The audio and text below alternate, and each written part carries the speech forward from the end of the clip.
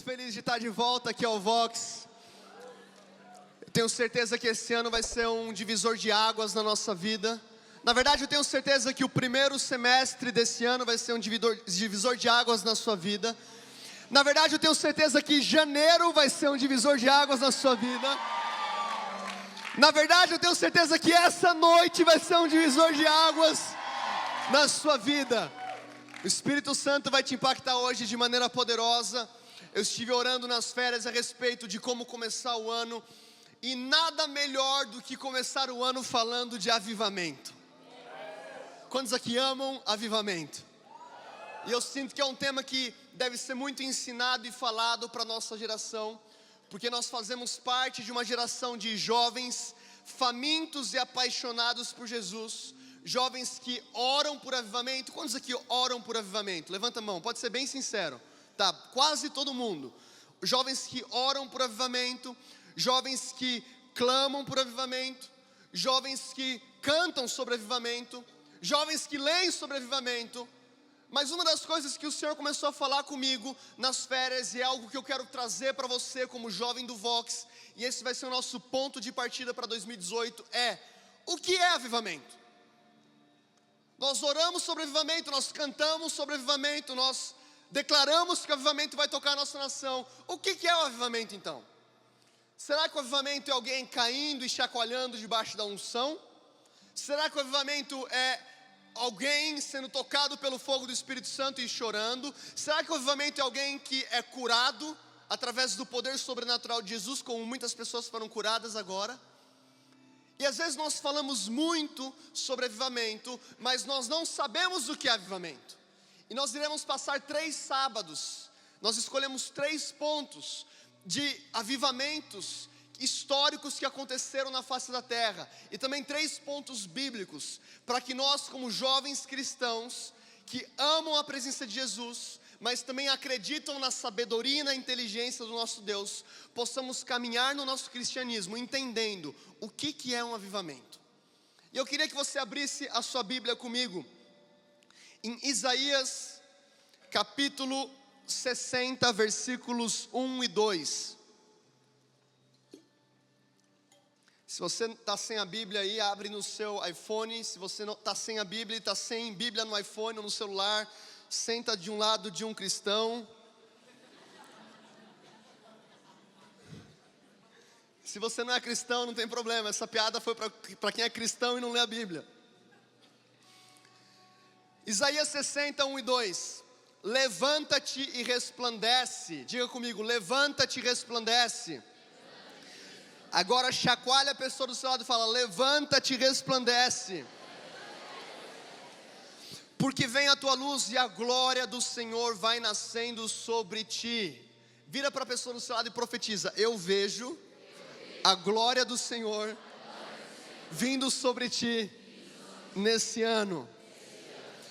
Pois eis que as trevas cobriram a terra e a escuridão os povos, mas sobre ti o Senhor virá surgindo e a sua glória se verá sobre ti. Primeiro ponto para que a gente possa entender sobre avivamento, não é o primeiro ponto da mensagem ainda, mas a gente tem que partir desse princípio. Nós precisamos de um avivamento porque o mundo está em trevas. Todos os avivamentos que aconteceram na história, eles aconteceram porque o mundo estava em trevas. E Isaías, ele diz em Isaías 60, versículo 1 e 2, que trevas cobrem a terra. Talvez você olhe para o cenário político do nosso país e você está falando: trevas cobrem a terra. Quantos concordam comigo? Você fala: cara, que bagunça. Ou talvez você pode olhar para o cenário da educação do nosso país e falar isso. Ou para as famílias, inclusive para as famílias da igreja. Infelizmente a taxa de divórcio entre os cristãos hoje é a mesma entre pessoas que não são convertidas. Talvez você possa olhar para o número de violência, de assalto, ou talvez prostituição. Eu já fui diversas vezes em um lugar chamado Itatinga, que é simplesmente o maior prostíbulo a céu aberto na América Latina. Eu ia lá com a minha esposa para evangelizar. Talvez você olhe para diferentes aspectos da nossa sociedade e você fala: cara, trevas estão cobrindo a nossa nação. Quantos aqui, cara, fala assim, cara, a gente precisa de um avivamento. Trevas cobrem a nossa nação. Sabe por que você tem que saber disso? Que existem trevas, mas em você nascerá uma luz, e a glória de Deus vai nascer sobre você. Porque se você não tiver essa expectativa, você vai ficar super confortável em ser um cristão de domingo à noite. Não tem nada de errado com isso. Você vai na igreja, você entrega a sua oferta, você sabe o momento que você tem que levantar a sua mão, você sabe o momento que você tem que sentar, você sabe o momento que você tem que virar para a pessoa do seu lado e falar assim, a glória de Deus vai nascendo sobre ti. E talvez você não conheça aquela pessoa e você fica olhando para ela, aquele olhar estranho. E você fala, cara, eu estou vindo para a igreja, e o pastor fica falando, faz isso, faz aquilo outro. Mas sabe por que você tem que entender que existem trevas, mas ao mesmo tempo, Deus está liberando uma glória sobre a igreja? Porque isso deve te trazer uma expectativa para que você viva também o seu cristianismo de segunda a sexta. Ao mesmo ponto que existem grandes trevas cobrindo toda a terra, a palavra de Deus diz, mas sobre ti o Senhor virá surgindo, e a sua glória se verá sobre ti. Nessas férias eu estudei um pouco sobre um homem de Deus chamado John Wesley. E é interessante ver o cenário quando John Wesley apareceu na Inglaterra.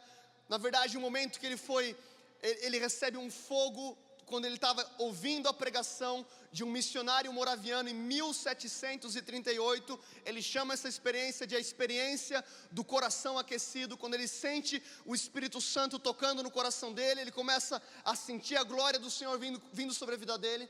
E se você for estudar o contexto da Inglaterra naquele tempo, era o maior índice de alcoolismo da história da Inglaterra, a peste negra devastando o país, crianças trabalhando nas fábricas, a igreja não tinha relevância nenhuma na sociedade, alto índice de prostituição infantil.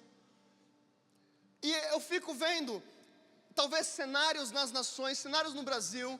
Eu fui missionário por um tempo em Moçambique, eu vi assim, políticos e policiais e pessoas de autoridade pública pedindo dinheiro, inclusive de crianças, de missionários, de pessoas que estão cuidando de órfãos. Você fala, cara, o mundo tá tenso. Eu vou abrir o jogo aqui com você. Eu tenho uma avó que ela é muito cristã, mas ela também assistia a Datena. Quantos aqui conhecem alguém que assistia a Datena de tarde? Se você não levantou a mão é porque você assistia a Datena, que eu sei. E aí a minha avó assistia a Datena e ela chegava para mim desesperada. Ela ligava, Eduardo, cara, São Paulo, nossa, que caos. Assalto para tudo que é lado, violência, o mundo jaz do maligno. Quantos já ouviram algum crente falar isso? Então a tua saída para mudar o mundo que está contaminado de sujeira é você ficar de domingo na igreja fechado no seu clube gospel? Uau! Que estratégia que você tem? Que plano que você tem para os próximos anos? Uau! Eu fico pensando, por que as pessoas lá fora não veem esperança na igreja? Porque muitas vezes nós não estamos caminhando debaixo da revelação de Isaías 60, quando o profeta Isaías diz, mas sobre ti nascerá uma luz. Independente do que está acontecendo lá fora, independente do caos na política, independente do caos nas famílias, existe uma luz que vem raiando sobre a igreja brasileira. E essa luz vai trazer esperança para a gente como nunca antes. Abra sua Bíblia agora comigo em Mateus, capítulo 6, versículo 10.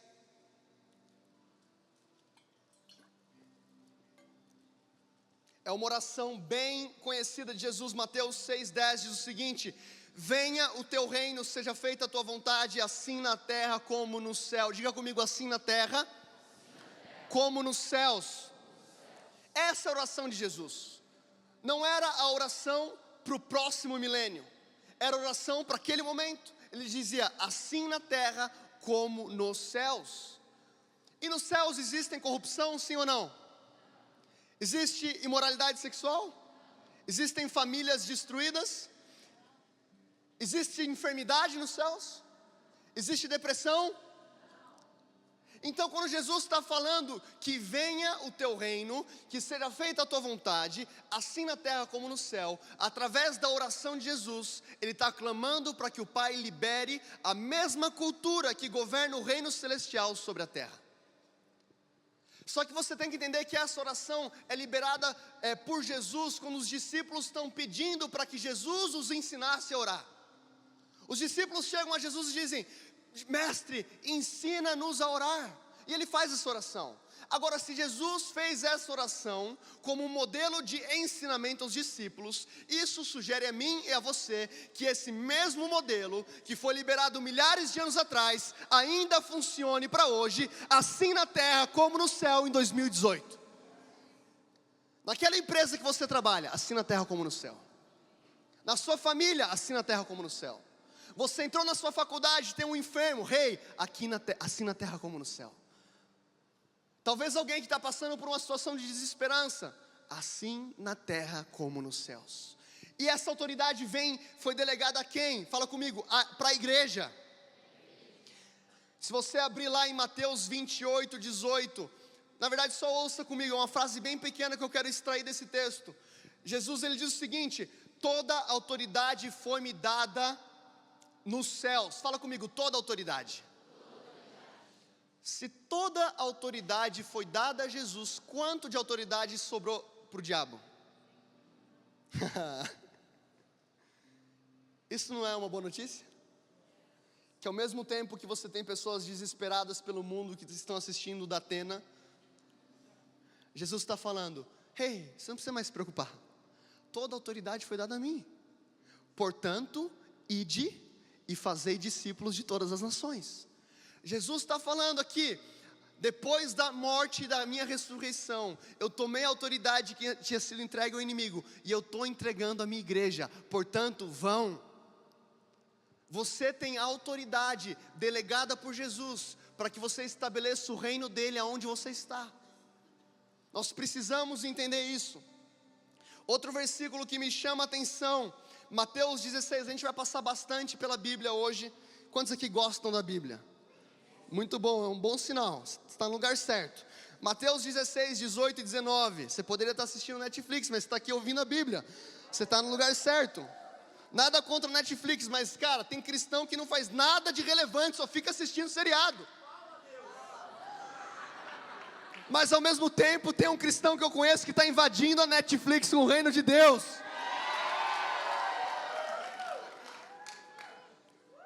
Eu não tinha pensado nisso quando deu o seu exemplo, me desculpa. Eu tenho que dar uma compensada, né? Mateus 16, 18 e 19, pois também eu te digo que tu és Pedro, e sobre esta pedra edificarei a minha igreja. Diga comigo, igreja, bem forte. Sobre esta pedra edificarei a minha igreja, e as portas do inferno não prevalecerão contra ela. E eu te darei as chaves do reino dos céus, e tudo que ligares na terra será ligado nos céus, e tudo que desligares na terra será desligado nos céus. Voltando no versículo 18, sobre esta pedra edificarei a minha igreja, e as portas do inferno não prevalecerão contra ela. O que isso quer dizer? Que eu e você, nós estamos no ataque. Nós não somos uma igreja que está se protegendo do mundão. O mundo está tão escuro. Que coisa. Meu irmão, as portas do inferno não prevalecerão contra você. Você não ouviu o que eu falei? As portas do inferno não prevalecerão contra a igreja. As portas do inferno não prevalecerão contra a igreja. As portas do inferno não prevalecerão contra a igreja. As portas do inferno não prevalecerão contra a igreja. Mas a corrupção no Brasil, as portas do inferno não prevalecerão contra a igreja. As famílias do Brasil, as portas do inferno não prevalecerão contra a igreja. Para quem foi entregue a autoridade que Jesus recuperou naquela cruz? Igreja. E como que começa um avivamento bíblico? Despertar dos santos, ou despertar da igreja. E hoje nós iremos falar sobre 3 pontos bastante práticos. Eu tenho 30 minutos para fazer esses 3 pontos, eu espero que dê 3 pontos de como você conseguir um despertamento pessoal e também um despertamento na sua igreja. Primeiro ponto, Antes do primeiro ponto, Efésios 5,14. Por isso é que foi dito, desperta tu que dormes. Vira para a pessoa do seu lado e fala assim, acorda mano, você está dormindo. Desperta tu que dormes, levanta-te dentre os mortos, e Cristo resplandecerá sobre ti. Todo avivamento que aconteceu na história começou com a igreja sendo desperta. Talvez não milhares de pessoas, talvez como foi com John Wesley, talvez como foi com William Seymour no avivamento da Azusa, talvez com uma pessoa como foi com Evan Roberts no avivamento lá em Gales. O que eu quero trazer para você é que você é importante e você tem autoridade para mudar o mundo à sua volta. Você tem autoridade para mudar a vida de pessoas, e pessoas unidas, elas formam a igreja, e as portas do inferno não prevalecerão contra ela.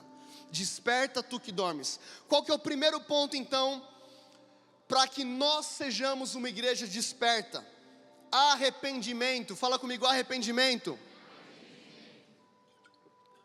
Não existe avivamento sem arrependimento, não existe ressurreição sem cruz. Antes da ressurreição de Jesus, ele teve que passar pela cruz. Muitas vezes nós falamos, nós somos a geração do avivamento. Quantos já falaram, eu sou da geração do avivamento?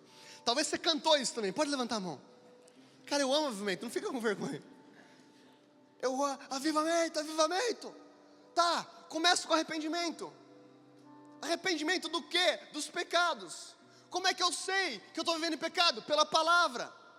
Como é que a nossa geração muitas vezes está clamando por um avivamento sem viver debaixo dos princípios da Bíblia? Deus, eu quero ser um homem de Deus, mas eu quero ter esse pecadinho aqui escondido. Deus, mas me usa como avivalista. Mas eu não estou tão interessado assim em viver de acordo com a tua palavra. Talvez você está aqui e está falando, cara, mas eu estou com alguma coisa escondida na minha vida. Não tem problema, hoje é o dia. Hoje é o dia, cara. Eu te falei que o primeiro culto do Vox ia ser insano, e hoje é o dia. Hoje é o dia de arrependimento. E independente do ponto que você está no seu cristianismo, você precisa que o arrependimento deixe de ser um evento e se torne um estilo de vida. Às vezes a gente fala, não, mas eu já tive arrependimento. Quando que foi? Lá naquele retiro, Vox, ou na conferência do Unamis, lá de 2011, 13, foi 2013, cara. Tá, e depois de 2013, você não se arrependeu mais? Então você não pecou mais, se você não se arrependeu mais. E se você não pecou mais, o que você está fazendo aqui, cara? Você devia estar lá com Enoque. Vai embora. O arrependimento não é um evento, é um estilo de vida. É um estilo de vida onde nós entendemos que a maior manifestação do nosso amor a Deus é a obediência à sua palavra. O que Jesus fala aos discípulos? Aquele que me ama, obedece os meus mandamentos. Deus, mas eu te amo tanto, e aí eu faço a minha vida do jeito que eu quiser. Não amo. Você pode gostar. Você pode falar que você está meio que apaixonado. Quando já conheceu um adolescente meio que apaixonado? Aí ele fica uma semana lá, tipo, nossa, é a mulher da minha vida. Oh, uau. Aí na outra semana ele está falando de outra menina. Tipo uma música que eu ouvia quando não vou falar isso aqui. Eu não ouvia, os meus amigos cantavam e eu ouvia de tabela. Não, o que eu estou falando disso? Eu não vou falar disso aqui. Tá, mas começa com arrependimento.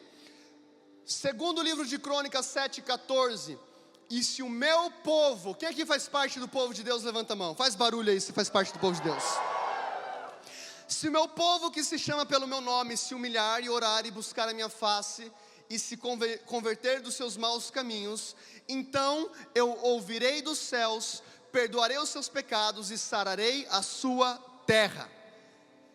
O que Deus fala aqui nesse versículo? Se a nação inteira? Se o Brasil inteiro? Se todas as pessoas da face da terra? Não, ele fala o quê? Se o meu povo. Quem que é o povo de Deus? A igreja. Cara, você já parou para entender que o avivamento de uma nação não depende, o avivamento no Brasil não depende dos 200 milhões de brasileiros, depende da igreja. Nossa, mas está muito longe. É a igreja. Se o meu povo, que se chama pelo meu nome, se humilhar, buscar a minha face, se arrepender dos seus maus caminhos, eu ouvirei do céu, perdoarei os seus pecados e sararei a tua terra. Quantos aqui tem um amigo muito longe de Jesus? Levanta a mão. Sabia que a tua vida de oração e de arrependimento pode causar um impacto na vida dele? Sabia que a sua vida de arrependimento constante, não como um evento, mas como um estilo de vida, pode mudar a sua família? Qual que foi a postura então de Daniel quando ele estava no cativeiro? Ele se arrepende por um povo. Ele não se arrepende somente por ele se arrepende por um povo. Qual que foi a postura de Neemias em Neemias 1, quando ele fica sabendo através do sermão que as muralhas de Jerusalém estavam destruídas? Ele chora, ele rasga as vestes, ele entra em um processo de pranto e ele se arrepende pela nação. O que eu quero trazer para você é que a sua oração vai muito além da sua vida. Se você faz só oração por você, esse é o ano de você sair da rotina de um cristianismo egoísta que só olha para o seu próprio umbigo e saber que você está na terra para um tempo como esse. Você está aqui por um motivo. Eu amo, cara, quando Mordecai chega em Esther capítulo 4, ele diz: Esther, não pense, cara, que se você não fizer nada, Deus não vai levantar outra pessoa. Você está nessa posição para um tempo como esse. Arrependimento pela nação não é ok. Nós vivemos um estilo de vida de cristianismo de sábado. Tá tudo bem, que legal, eu fui tocado por Deus. Meu irmão, Deus está levantando uma geração que vai falar: quanto custa? Quanto custa viver um avivamento?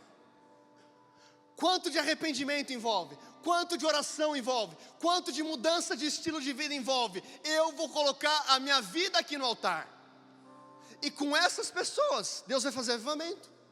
Deus não precisa de milhares de milhões. Você já parou para pensar? Jesus pregava para a multidão. Jesus tinha uns 120, Jesus tinha uns 70, mas Jesus tinha uns 12 e ele tinha 3. Quando ele morreu, o legado que ele deixou foi para quantos? 12. Esse grupo de jovens aqui pode mudar a história do país.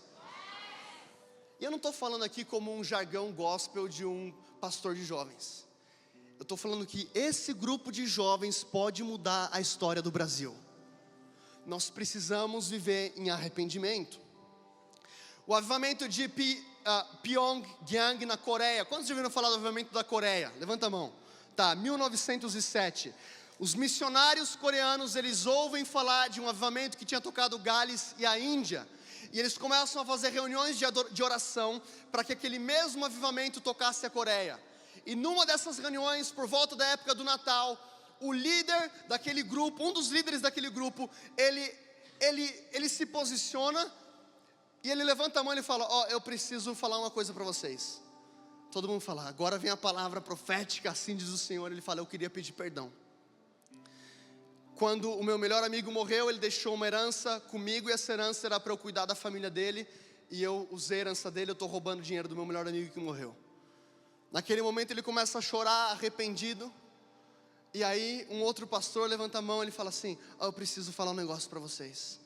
Eu estou vivendo aqui em adultério. Aí outro levanta a mão: eu estou roubando aqui a igreja. Outro levanta a mão: eu não consigo viver em paz com minha esposa. Outro levanta a mão: eu tenho um problema com mentira. E aquele movimento de pessoas que estavam clamando pela presença de Deus, mas arrependidas, aquele movimento traz um liberar da presença sobre a Coreia. Deus toca a Coreia, Deus muda aquela nação, porque homens de Deus que erram se arrependeram. Deus quer despertar a nossa igreja para que nós sejamos precursores no avivamento, mas isso envolve arrependimento. Diga comigo, abra comigo Mateus 4.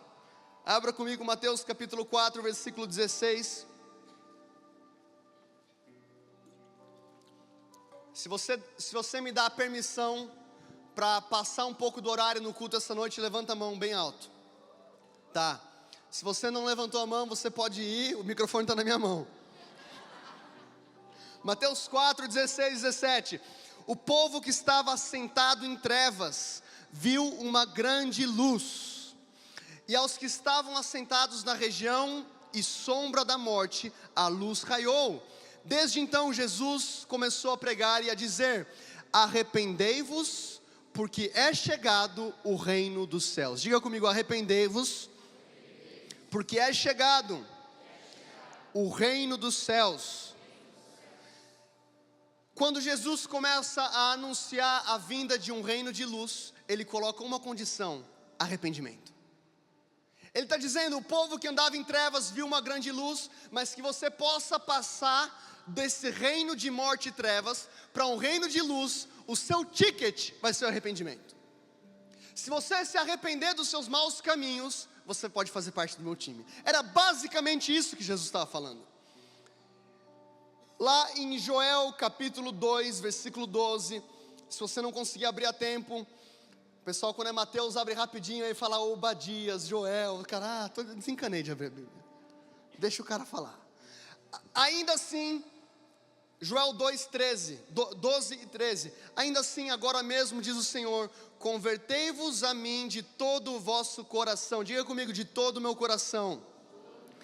Eu vou me entregar essa noite, de todo o meu coração, e isso com jejuns e com choro e com pranto, e rasgai o vosso coração e não as vossas vestes, convertei-vos ao Senhor vosso Deus, porque Ele é misericordioso e compassivo, tardio em irar-se, grande em benignidade, e se arrepende do mal. Joel está falando aqui: convertei-vos a mim de todo o vosso coração. E se você for mais adiante nesse mesmo capítulo, Joel ele profetiza no versículo 28, capítulo 2, versículo 28, há de ser que depois, diga comigo: depois do quê? A gente fala depois do quê? Você leu antes do que Joel estava falando?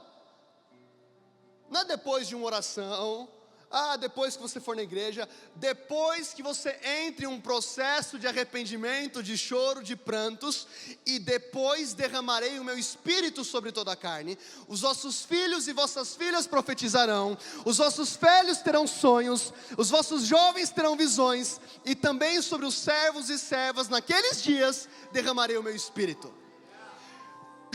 O profeta Joel condiciona o liberar do Espírito Santo a um processo de metanoia e de arrependimento. E às vezes a gente fala: Deus, derrama o seu poder sobre mim. Ele está falando: filho, se arrepende primeiro, depois eu derramo. Deus, me enche, eu quero ser um missionário. Eu quero ser um missionário para as nações. Se arrependa primeiro, depois eu te encho. Entra nesse processo de arrependimento, esse processo de metanoia. Depois desses dias eu derramarei o meu espírito sobre toda a carne. Arrependimento, diga comigo: arrependimento. Atos 3, 19 e 20, não precisa abrir, vai seguindo comigo aí. Arrependei-vos, pois, e convertei-vos, para que sejam apagados os vossos pecados. Fala comigo: eu tenho todos os meus pecados apagados quando eu me arrependo. Quantos são gratos por isso?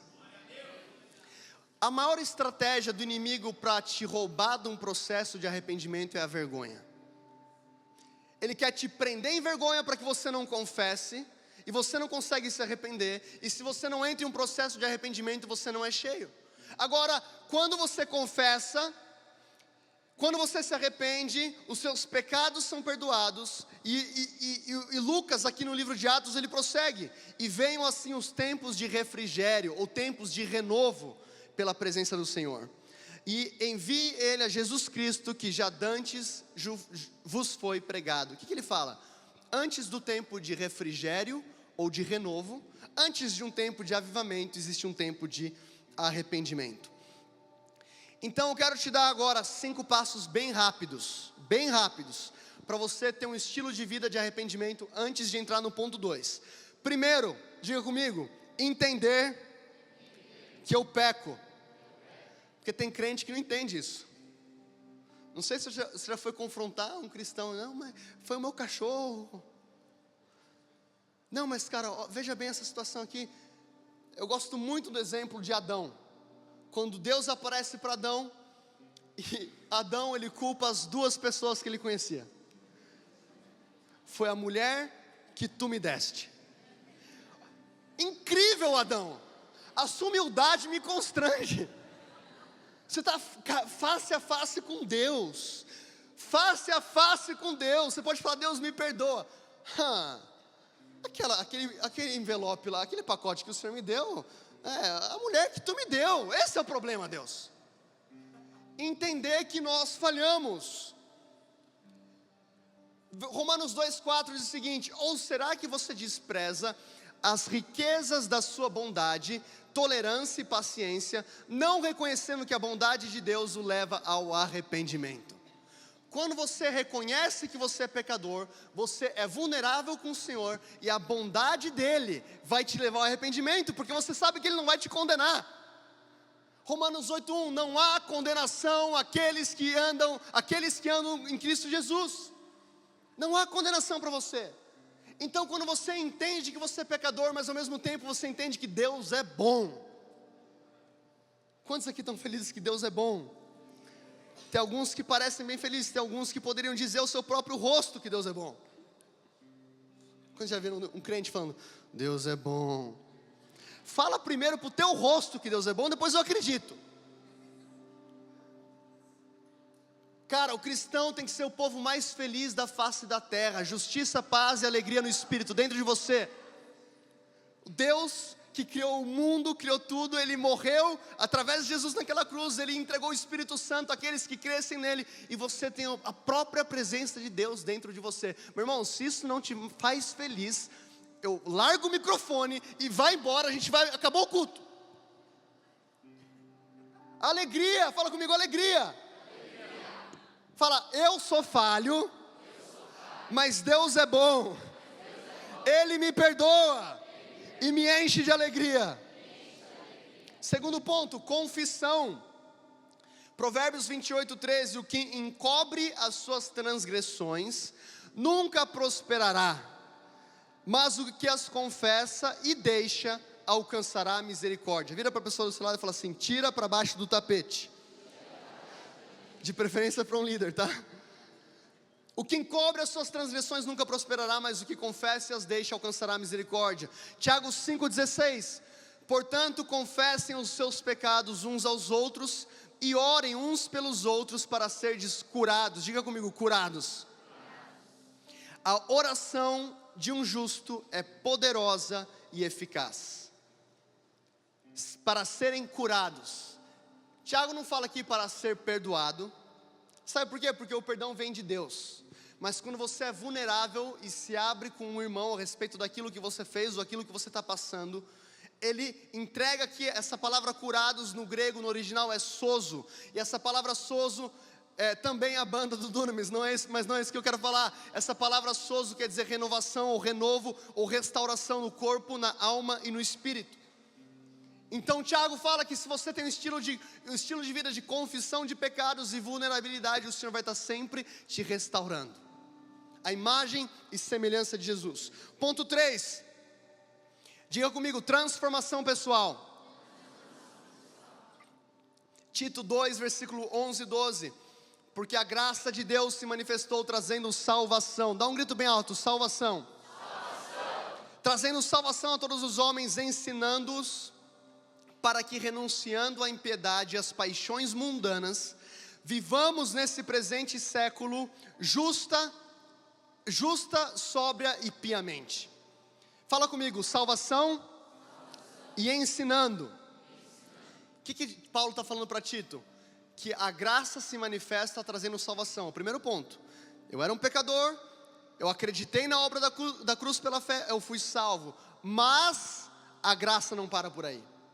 A graça, que é graça, não é uma muleta para você pecar, é uma graça para te transformar. A graça vai te ensinar a abandonar as paixões mundanas, para que você viva nesse presente século justamente. A graça não é uma muleta para você pecar, é um poder sobrenatural para que você ande como Jesus andou.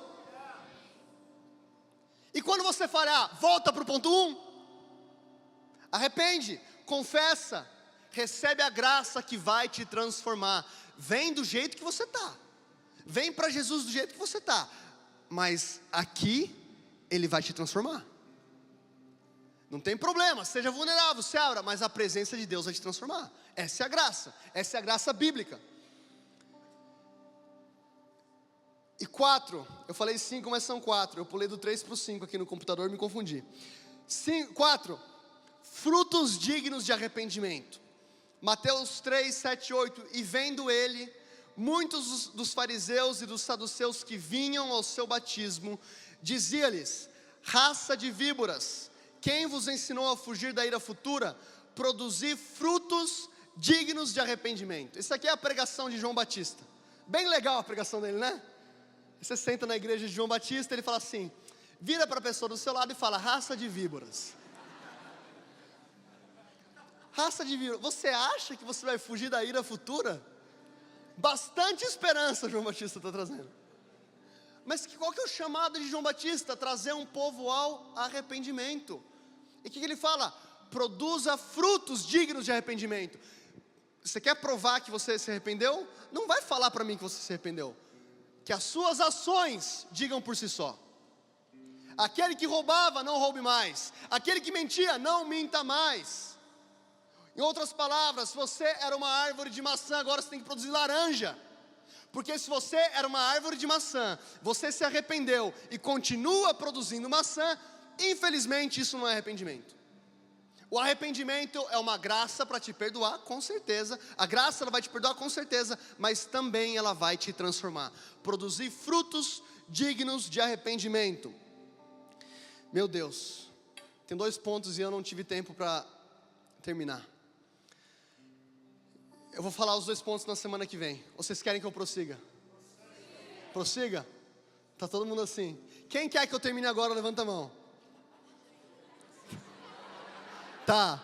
Não, quem quer que eu termine agora, levanta a mão. Tá. Quem quer que eu continue, levanta a mão. Tá. A maioria ganhou. Quem quer que eu termine agora, faz assim, levanta as mãos. Senhor Deus, que a graça e a paz, em nome de Jesus, amém. Até amanhã, bom domingo. Eu vou continuar para quem ficou. Se você estiver aqui de verdade, se você estiver aqui não tem problema. A gente vai prosseguir. Segundo ponto de uma igreja que está despertando. Diga comigo, volta ao primeiro amor. A gente colocou aqui compaixão pela presença de Deus. Abra comigo em Apocalipse capítulo 2, versículo 2. Apocalipse 2, 2. Conheço as tuas obras e o teu trabalho e a tua paciência, e que não podes sofrer os maus, e puseste à prova os que dizem ser apóstolos e não são, e tu os achaste mentirosos. Pula no 4, capítulo 4, versículo 4. Tenho porém contra ti que deixaste o teu primeiro amor. Lembra-te, pois, de onde caíste, arrependa-te e pratica as primeiras obras, quando não, brevemente a ti virei e tirarei do seu lugar o teu castiçal, se não se arrependeres. Essa aqui é a direção de Jesus para uma igreja extremamente competente. Os estudiosos dizem que a igreja de Éfeso, eles tinham já mais ou menos 20 ou 25 mil membros. E Jesus, ele fala aqui para João, ele fala, conheço as obras deles. Trabalham pra caramba. São muito bons, evangelizam como ninguém. Estão sempre falando de Jesus, são os primeiros a chegar, os últimos a saírem. Servos. Mas, tenho uma coisa contra vocês. Uma coisa. Lembra-te de onde caíste, arrependa-te, pratica as primeiras obras. Tenho porém contra ti que deixaste o teu primeiro amor. Uma igreja desperta não é apenas uma igreja que vive um processo de arrependimento. É uma igreja que continua queimando pela presença de Jesus como no primeiro dia. Lembra daquele dia que você teve o primeiro encontro de amor com Jesus? Quantos lembram desse dia? Levanta a mão. Esse dia não é para virar um evento na sua memória. Isso é uma constante. Você tem que falar, cara, qual que foi a última vez que eu chorei na presença de Deus? Qual que foi a última vez que eu fui tocado pelo fogo de Deus? Ele fala, lembra-te de onde caíste, se arrepende e pratica as primeiras obras. Em outras palavras, você já sabe como chegar lá. Você já tem acesso àquele lugar. Quando você foi incendiado pela primeira vez por Jesus, você sabe como foi. Você acordava um pouco mais cedo, você lia a Bíblia, você orava em línguas, você tinha o seu tempo de adoração, não é verdade? O que ele está falando? Volta a fazer aquilo que te fez chegar naquela posição onde você queimava pela presença de Deus. Porque não adianta você fazer muito e não estar queimando. Uma igreja que vai ser percussora no avivamento, ela vai se arrepender, mas ela vai ser apaixonada pela presença de Jesus. Eu estava estudando um pouco sobre avivamento nas férias, e uma das coisas que me chamou a atenção é que em temporadas de avivamento, os cultos não têm hora para acabar. Quantos estão preparados para isso aqui no Rocks? Eles falaram isso. Eles falaram que o período determinado para adoração fica pequeno. Porque a igreja ela se abandona na presença de Deus. Eles não querem mais saber de voltar para casa. Mas o que eu vou comer depois do culto? Mas eu tenho isso para resolver. Os caras querem ficar lá na presença de Deus. Santo, santo, santo, santo. Santo é o Senhor poderoso, toda a terra está cheia da sua glória. Santo, santo, santo. Uau! Hoje é uma noite onde Ele vai queimar aquele fogo do primeiro amor no nosso coração. Alguns estão empolgados por isso. Alguns estão empolgados que o fogo de Deus vai queimar no nosso coração. Quando você está sendo desperto para o avivamento, uma das coisas que você mais vai valorizar é a presença de Jesus. Vão acontecer milagres? Sim, mas avivamento não é milagres. Vai ter nego caindo no chão, no Shaba, no show do Espírito Santo? Vai ter, mas esse não é o epicentro do avivamento. Qual que é o epicentro do avivamento? O alfa e o ômega, o princípio e o fim, aquele que era, que é e que há de vir, a brilhante estrela da manhã, Jesus Cristo. Marcos capítulo 3, versículo 13, subiu ao monte, fala comigo, Jesus subiu ao monte. E subiu ao monte e chamou para si os que ele quis, e vieram a ele, e nomeou 12 para que estivessem com ele, e os mandasse a pregar, e para que tivessem o poder de curar as enfermidades e expulsar os demônios. Agora, cara, esse versículo carrega tanta revelação, que eu quero que você preste atenção na sequência de Jesus. Ele nomeou 12 para que estivessem com ele. Fala comigo, estar com ele. Nomeou 12 para que estivessem com ele, mandasse pregar, diga comigo, pregar. Fala comigo, poder para curar enfermidades. Agora fala comigo, expulsar demônios. Isso vem tudo depois do fato de que você ficou com ele. Nomeou 12 para estarem com ele. Pedro, Tiago, João, fica aqui comigo. Passa tempo na minha presença. Agora, depois, vai pregar. Agora vai curar enfermo. Agora vai expulsar demônio. Mas primeiro e mais importante, fica aqui comigo. Tem gente que quer se mover em sinais, maravilhas, curas, mas não conhece Jesus. E sabe qual que é o perigo? Que isso acontece. Eu não estou acusando ninguém, é algo que eu tenho que checar o meu coração de tempos em tempos. Porque Jesus fala que naquele dia, muitos virão a Ele e dirão, Senhor, Senhor, em Teu nome eu expulsei demônios, em Teu nome eu curei enfermos, eu plantei igrejas, eu fui um excelente líder de link. Ele vai falar, aparta-te de mim porque eu nunca te conheci. Conhecer o que? Intimidade. Você fazia sem ter intimidade, mas Deus está levantando uma geração que vai ter intimidade para fazer. Intimidade para curar os enfermos. Não me impressiona o fato de você ter curado um enfermo. Dudu, cara, fui usado, glória a Deus que o cego enxergou, glória a Deus. Mas você conhece Jesus. Você tem prazer de estar na presença dEle. Você tem prazer de pegar a tua Bíblia, abrir a tua Bíblia e falar, Deus, me mostra o seu coração aqui. Jesus nomeou 12 para estarem com Ele, depois eles foram fazer as coisas. Sabe o que Deus está levantando na nossa geração? Estudantes, universitários, médicos, engenheiros, arquitetos que vão estar na presença de Jesus. isso não está restrito apenas para os pregadores. Se você aceitou Jesus, good news, o Espírito Santo está dentro de você e você pode ficar com Ele o dia inteiro. E com Ele você recebe autoridade para se mover no sobrenatural. Uau, eu quero ler aqui uma frase de John D. Lake, cara, vai estender bastante, quem tiver aqui vai embora, eu vou ficar pregando para 3 aqui, porque eu estou apaixonado por essa mensagem, não tem problema. Eu quero falar de Jesus, cara. É legal que não tem o próximo culto e a gente pode esticar. Quero que você entenda o coração desse cara chamado John D. Lake, um americano que foi incendiado pelo Espírito Santo, enviado para a África como um apóstolo para cura, plantou milhares de igrejas na África. Ele diz: uma unção do Espírito Santo veio sobre mim, ondas de santa glória passaram por mim, e eu fui levado a um novo nível da presença de Deus e do poder de Deus. E depois disso, respostas às orações eram frequentes, e os milagres de cura aconteciam. Eu fui levado a reservar horas do meu dia para me dedicar a Deus, em oração e meditação. Ao final daquele ano, creio que eu era o homem mais faminto por Deus que já viveu. Imagina um cara virar para você e falar assim: cara, posso te contar um segredo na boa? Eu não sei se você vai acreditar. Não, conta, cara. Não, eu não sei, eu acho um pouco estranho que eu vou falar. Não, conta logo. Cara, eu acho que eu sou o homem mais apaixonado por Jesus que já viveu. Cara, talvez ele não fosse esse homem, mas só o fato dele acreditar aquilo já fazia alguém muito apaixonado por Jesus. Na cabeça dele ele está passando: eu estou passando Paulo, eu estou passando João, eu estou passando Pedro, eu estou passando Lutero, eu estou passando todo mundo. Eu sou o homem mais apaixonado por Jesus que já viveu.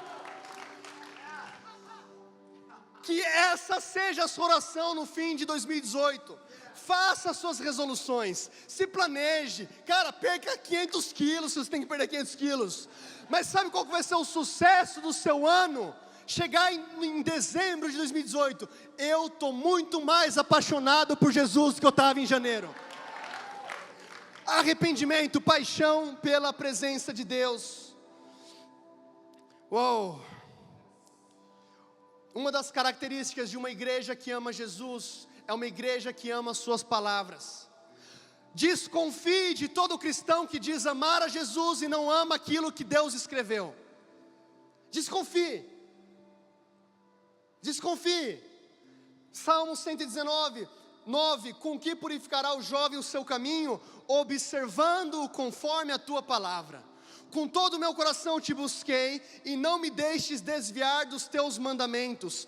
Escondi a tua palavra no meu coração para eu não pecar contra ti. Deus vai te batizar esse ano com uma fome santa pela palavra dele. Eu estou orando isso para mim. E você vai precisar de disciplina. Vai ter dia que você vai acordar querendo muito ler a Bíblia. Quem já passou por esses momentos? Cara, eu preciso ler a Bíblia. E vai ter dia que você vai acordar falando: cara, eu não quero ler a Bíblia hoje. Quem já passou por esses momentos? Obrigado pela sua vulnerabilidade. Continua com a mão bem alta, bem alta. Isso, mostra para todo mundo aquele dia que você não quis ler a Bíblia, que você pensou em desviar. Mas sabe o que me chama a atenção? Crente que só vive pelo sentimento. Eu sinto de ler a Bíblia, eu leio. Aí amanhã eu sinto de orar, eu vou orar. Aí, não sinto muito hoje de orar no Espírito, então eu vou cortar isso aqui. Orar sem cessar, não, hoje eu não sinto. Meu irmão, whatever o seu sentimento, o teu espírito tem que ter controle sobre a sua alma. Você ora quando você sente de orar, e você ora quando você não sente de orar. Você vem na igreja quando você sente de vir, e você vem quando você não sente de vir. Você lê a Bíblia quando você sente de ler e quando você não sente. Por quê? Porque o justo não vive pelo sentimento. O justo viverá pela fé. O justo viverá pela fé. E sabe qual que é o problema aqui da paixão pela presença de Deus? Porque às vezes a gente coloca muito sentimento e pouco raciocínio. Entreguei-vos como um culto racional. Racional quer dizer que vai ter dia que você vai ter que fazer a conta. Você fala: cara, eu queria muito ficar em casa assistindo Netflix, mas eu sei que se eu for contra a minha vontade da alma, o meu espírito vai receber, e eu vou sair daquele lugar incendiado. Eu vou voltar incendiado para o meu trabalho, eu vou voltar incendiado para a minha família, eu vou voltar incendiado para a minha casa, para a minha faculdade, e eles nunca mais serão os mesmos. Uou! Eu quero ler algumas frases de alguns homens de Deus, tudo bem? Eu prometo que não vai ser todo sábado assim, até 3 da manhã, mas hoje vai. Avivamento!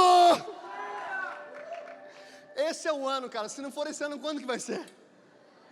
Esse é o ano.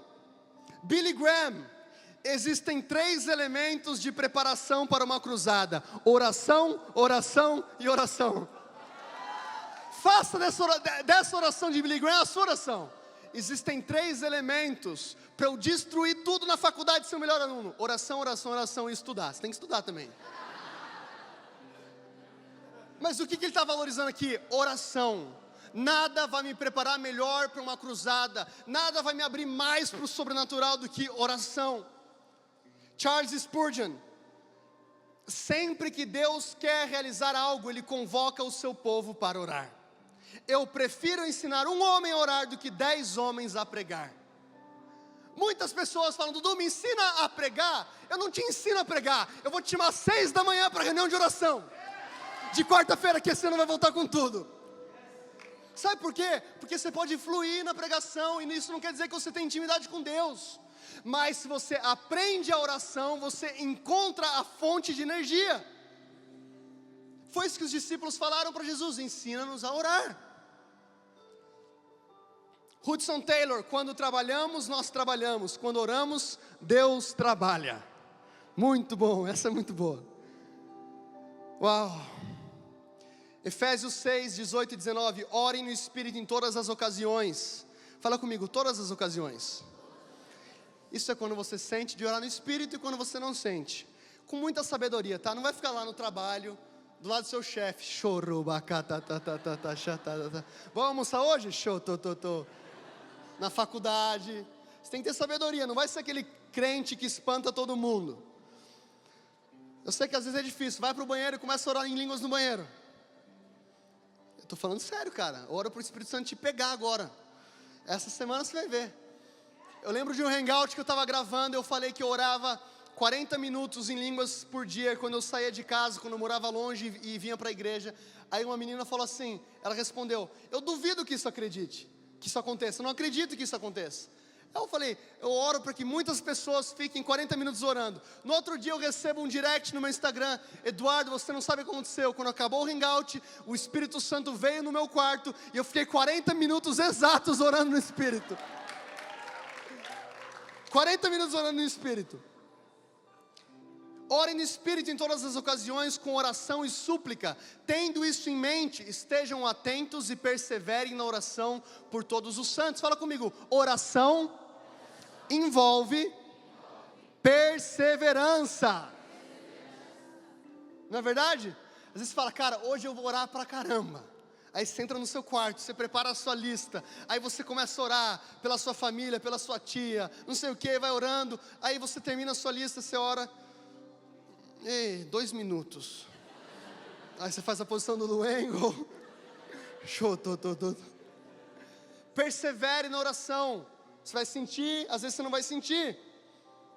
Persevere na oração por todos os santos. Orem também por mim, para que quando eu falar, seja-me dada a mensagem, a fim de que destemidamente torne conhecido o ministério do Evangelho. O que Paulo está falando? Se vocês orarem por mim, a minha palavra vai ser muito mais efetiva.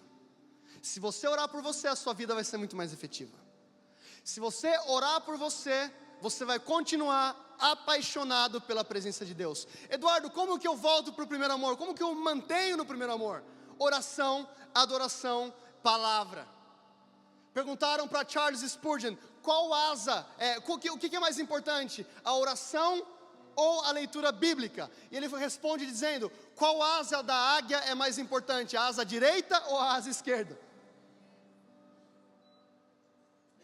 Não, eu sou cristão, mas eu gosto mais de ler a Bíblia do que orar. Você está voando assim, ó. Está capenga, por isso está passando por aquilo que está passando. Mas hoje é a noite. Hoje é a noite. E o terceiro ponto: Não, quero ler um versículo antes do terceiro ponto. Já que eu já passei do horário, agora a gente vai até Salmo 132, 3 e 5. Certamente não entrarei na tenda de minha casa, e nem subirei à minha cama, e não darei sono aos meus olhos, nem repouso às minhas pálpebras, enquanto não achar lugar para o Senhor, uma morada para o poderoso de Jacó. Essa era a oração de Davi. O que ele está falando? Whatever o meu sono, eu não vou descansar até estabelecer um lugar para que Deus possa habitar. Quem que é o lugar onde Deus habita hoje? Se você não sabe, levanta a mão, porque é você. Deus habita dentro de você. Que essa seja a sua oração. A minha prioridade é que eu viva para a glória de Deus. A minha prioridade é que eu viva para a expansão do reino de Deus. Agora o terceiro ponto de um avivamento bíblico, abra lá comigo em Lucas capítulo 24, versículo 49.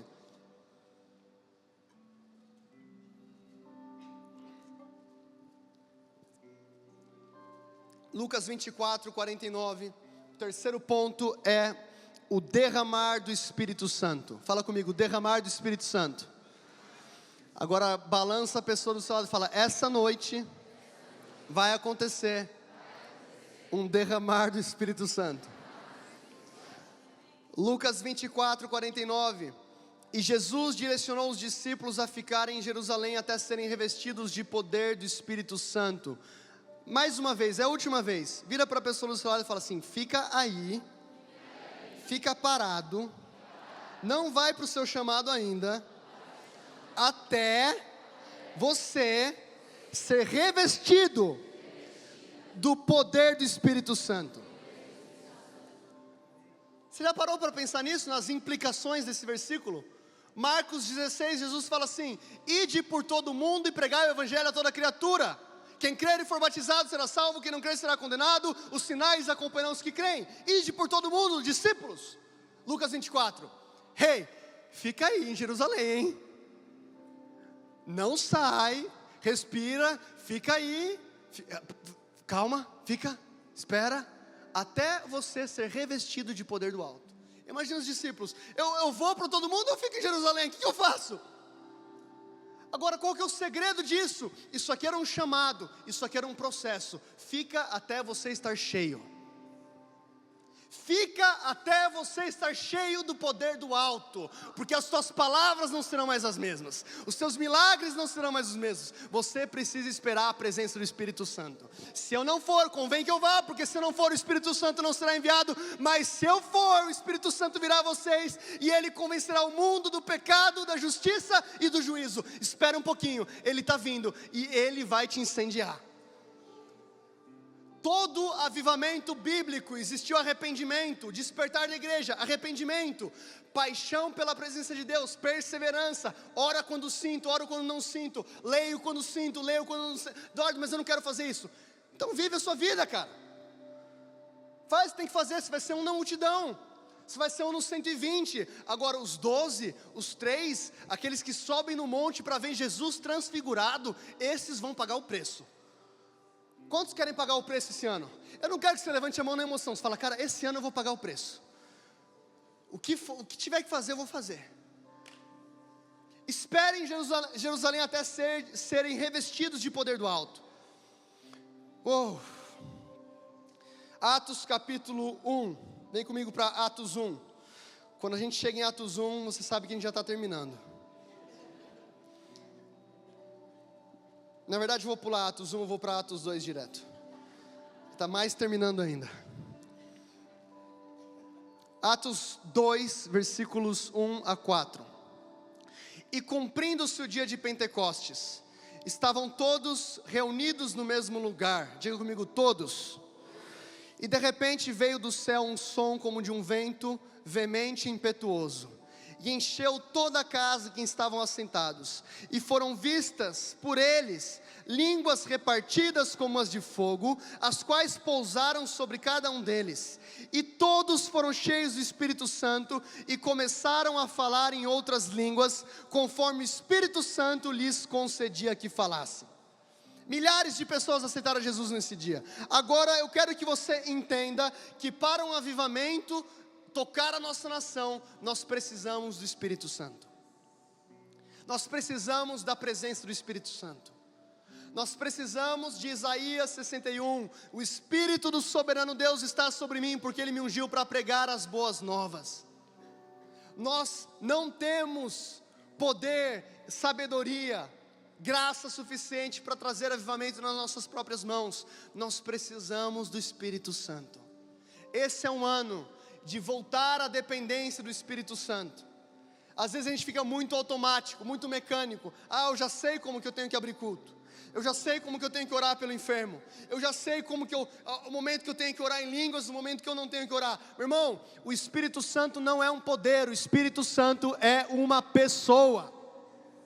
Ele tem sentimentos, ele tem emoções, ele tem pensamentos. Paulo fala, não entristeceis o Espírito Santo. Você consegue entristecer um poder? É claro que não, mas você consegue entristecer uma pessoa. Não entristeceis o Espírito Santo. Num contexto de avivamento, o Espírito Santo é liberado de maneira poderosa, e nós como igreja precisamos entender como proteger essa unção. Como host um avivamento. Não é simplesmente vir num culto. Não é simplesmente, cara, coloca a mão sobre a minha cabeça, show. Eu vou lá, eu vou de canto, vou para Beto, depois eu vou para... Eu amo todos os lugares. Mas o lugar onde mais vai transformar a sua vida é o seu quarto. É o lugar que mais vai transformar a sua vida. É quando você entrar no seu quarto, fechar a sua porta e falar, Espírito Santo, vem. Porque se você não consegue fazer isso no seu quarto, você vai ser um crente refém de evento. Quem que vai nessa conferência? Esse aqui é legal. Não, esse aqui não. Agora, quem já está incendiado? Cara, quem já está incendiado por Deus? Deus está incendiando o seu coração para que você... Cara, a gente tem que ter raiva de ser crente de domingo. Eu estou te cutucando para fora da sua zona de conforto hoje. Nós temos que ter raiva de ser refém de eventos. Paulo fala para Timóteo, mantenha a chama acesa. O que é isso? Você vai receber num culto? Provavelmente. Mas, como um cristão que vai ser um bom mordomo do derramar do Espírito Santo, você tem a incumbência de manter essa chama acesa. Volta para tua casa e mantenha a chama acesa. Atos 4:31. Oh, yes. Estamos quase terminando, só faltam 30 versículos. Atos 4:31. E tendo orado, diga comigo, oração. Ela vai sempre estar lá. Você não vai tirar a oração da Bíblia. Oração é o segredo. Tendo orado, moveu-se o lugar em que estavam reunidos. E todos foram cheios do Espírito Santo e anunciavam com ousadia a palavra de Deus. Dudu, mas eles não foram cheios do Espírito em Atos 2? Sim. E como é que em Atos 4 eles estão sendo cheios do Espírito? A palavra fala aqui. Porque assim como o arrependimento, ser cheio do Espírito Santo não é um evento, é um estilo de vida. Eles foram cheios em Atos 2. Talvez foram batizados no Espírito em Atos 2. Mas eles entendiam, nós precisamos de mais poder. Sabe quando você sabe que um cristão está cheio? Quando ele transborda. Se você tiver um copo com metade desse copo de água, está cheio? Não, está lá. Tem cristão que está vivendo assim, e está tranquilo, porque eu tenho Espírito Santo. Foi lá na conferência Dunamis de 2011, eu tenho Espírito Santo. Foi no retiro de 2007, retiro de Páscoa, eu tenho Espírito Santo. Meu irmão, se você tem Espírito Santo, mas ele não está fluindo, é porque você ainda não está cheio. Eles oraram, aquela casa se moveu, e eles anunciavam com ousadia a palavra de Deus. O derramar do Espírito Santo é essencial para que você anuncie a palavra com ousadia. E a gente vai meio que encerrar por aqui, porque anunciar a palavra com ousadia é o segundo ponto da semana que vem. Cutuca a pessoa do seu lado e fala assim, meu irmão, você já chegou aqui, você assistiu o primeiro dia, Você não pode perder sábado que vem.